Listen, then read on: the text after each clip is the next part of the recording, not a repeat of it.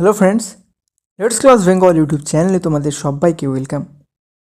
তোমরা যারা এসিডিএস এক্সাম 2024-25 জন্য প্রিপারেশান নিয়ে স্টার্ট করে দিয়েছো, তাদের জন্য জিকে পোর্শন থেকে আজকে আমরা 15টি খুব গুরুত্বপূর্ণ প্রশ্ন নিয়ে আলোচনা করব। আমাদের এই ক্লাসগুলি থেকে বিগত দিনে অনেক প্রশ্নই কমন এসেছে। আশা করছি ভবিষ্যতে যে ক্লাসগুলি আপলোড করা হবে ওইখান থেকেও অনেক প্রশ্ন তোমাদের কমন আসবে। যারা প্রথমে ভিডিওটা দেখছো তারা আগের যে ক্লাসগুলি আপলোড করা আছে সেগুলো দেখে নিও, অনেক প্রশ্ন কিন্তু তোমরা কমন পাবে। দেখে নেব প্রথম প্রশ্ন কি রয়েছে। কোয়েশ্চেন নাম্বার 1 বলেছে অশোকের লিপির পাঠোদ্ধার কে করেন? অপশান দেখো, অপশান এ বলছে অরেলস্টাইন, অপশান বি বলছে আলতেকর, অপশান সি বলছে স্মিথ, অপশান ডি বলছে জেমস প্রিন্সেপ। সঠিক উত্তর এই প্রশ্নের হয়ে যাবে অপশান ডি, অর্থাৎ James Prinsep. Next question number 2, 2 নম্বর প্রশ্ন, মুদ্রা রাক্ষস কে রচনা করেন? অপশান দেখো, অপশান এ বলছে ভারুদত্ত, অপশান বি বলছে জয়দেব, অপশান সি বলছে দেবদত্ত, অপশান ডি বিশাখ দত্ত। মুদ্রা রাক্ষস যে রচনা করেন হলেন Bishakh Dutta. Option D is the right answer. Next question number 3, 3 নম্বর প্রশ্ন, ময়ূর সিংহাসন কে রচনা করেছিলেন?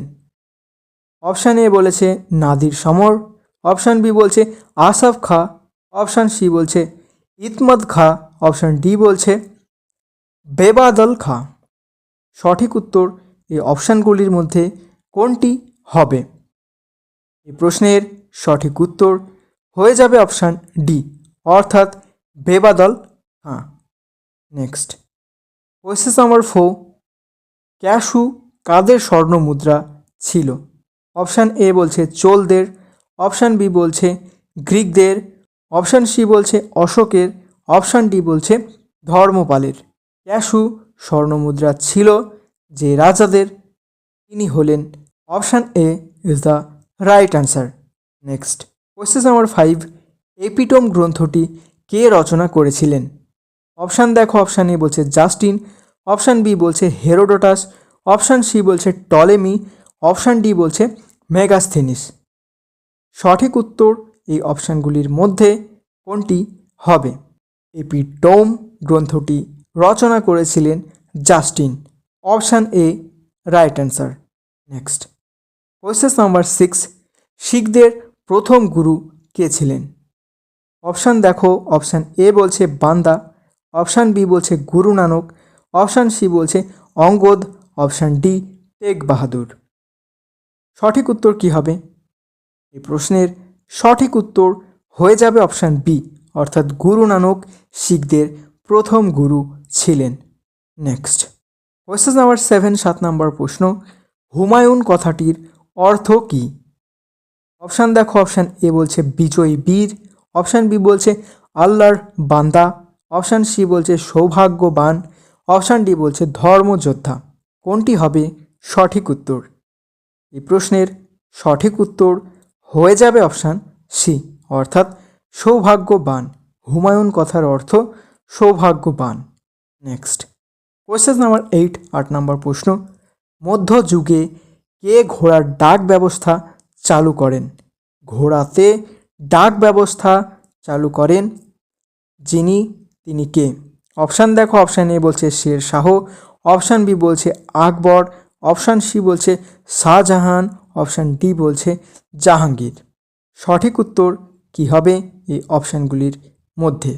এই প্রশ্নের সঠিক উত্তর হয়ে যাবে অপশান এ, অর্থাৎ Sher Shah. Next question number 9, 9 নম্বর প্রশ্ন, বলেছে কালান্দার উপাধি কে গ্রহণ করেন? অপশান দেখো, অপশান এ বলছে আকবর, অপশান বি বলছে বাবর, অপশান সি বলছে হুমায়ুন, অপশান ডি বলছে শেরশাহ। কোনটি সঠিক উত্তর হবে এই প্রশ্নের? এই প্রশ্নের সঠিক উত্তর অপশান বি, অর্থাৎ বাবর। বাবর কালান্দার উপাধি গ্রহণ করেছিলেন। নেক্সট কোয়েশ্চেন নাম্বার 10, মনসব কথার অর্থ কী? অপশান এ বিচার, অপশান বি সেনাপতি, অপশান সি মেরসামান, অপশান ডি পদমর্যাদা।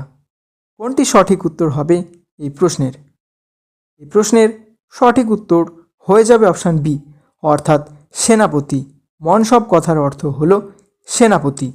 নেক্সট কোয়েশ্চেন নাম্বার 11, 11 নম্বর প্রশ্ন। যাবতী প্রথা কার পরিকল্পনায় চালু হয়? Option A Sher Shah, option B Todarmal, option C Man Singh, option D Bairam Khan. সঠিক উত্তর কোনটি হবে? যাবতী প্রথা চালু হয়েছিল যার পরিকল্পনায়, তিনি হলেন Todarmal. Option B is the right answer. Next question number 12, 12 নম্বর প্রশ্ন। শিখ কথার অর্থ কী? অপশান এ গুরু, অপশান বি শিষ্য, অপশান সি সুফি, অপশান ডি ব্রত। কোনটি সঠিক উত্তর হবে? এই প্রশ্নের সঠিক উত্তর হয়ে যাবে অপশান বি, অর্থাৎ শিষ্য। শিখ কথার অর্থ শিষ্য। নেক্সট কোয়েশ্চেন নাম্বার 13, আদিনা মসজিদ নির্মাণ কে করেন? Option A Sikandar Shah, option B Barbak Shah, option C Sikandar Lodi, option D Daulat Khan Lodi. কোনটি সঠিক উত্তর হবে অপশানগুলির মধ্যে? এই প্রশ্নের সঠিক উত্তর হয়ে যাবে Sikandar Shah. Option A is the right answer. Next question number 14, 14 নম্বর প্রশ্ন। দেবগিরিতে কে রাজধানী স্থানান্তর করেন? অপশান দেখো, অপশান এ বলছে বলবন, অপশান বি বলছে শেরশাহ, অপশান সি বলছে মোহাম্মদ বিন তুগলক, অপশান ডি বলছে ফিরোজ তুগলক। কোনটি সঠিক উত্তর হবে এই প্রশ্নের? এই প্রশ্নের সঠিক উত্তর হয়ে যাবে অপশান সি, অর্থাৎ মোহাম্মদ বিন তুগলক দেবগিরিতে রাজধানী স্থানান্তর করেন। নেক্সট কোয়েশ্চেন নাম্বার 15, 15 নম্বর প্রশ্ন। আজকের সেটের শেষ প্রশ্ন। তার আগে বলে দিই যে কি তোমাদের এই 15টি প্রশ্নের মধ্যে কে কত স্কোর করলে সেটা কমেন্ট বক্সে আমাকে লিখে জানাও। আরও প্রশ্ন যাতে তোমাদের কমন আমরা দিতে পারি সেই জন্য আমরা চেষ্টা করছি আরও ভালো ভালো ক্লাস তোমাদের জন্য নিয়ে আসার। কোয়েশ্চেন নাম্বার 15, আজকের সেটের শেষ প্রশ্ন বলেছে দেখো 1527 খ্রিস্টাব্দে বাবর কোন যুদ্ধ জয় করেন? অপশান দেখো, অপশান এ বলছে পানিপথের যুদ্ধ, অপশান বি বলছে খানুয়ার যুদ্ধ, অপশান সি বলছে গোগরার যুদ্ধ, অপশান ডি বলছে চৌসার যুদ্ধ। এই প্রশ্নের সঠিক উত্তর কোনটি হবে? সঠিক উত্তর হয়ে যাবে অপশান বি, অর্থাৎ খানুয়ার যুদ্ধ। খানুয়ার যুদ্ধ 1527 খ্রিস্টাব্দে বাবর জয়লাভ করেন। দেখা হচ্ছে আবার পরের ভিডিওতে। ততক্ষণের জন্য সবাই খুব ভালো থেকো।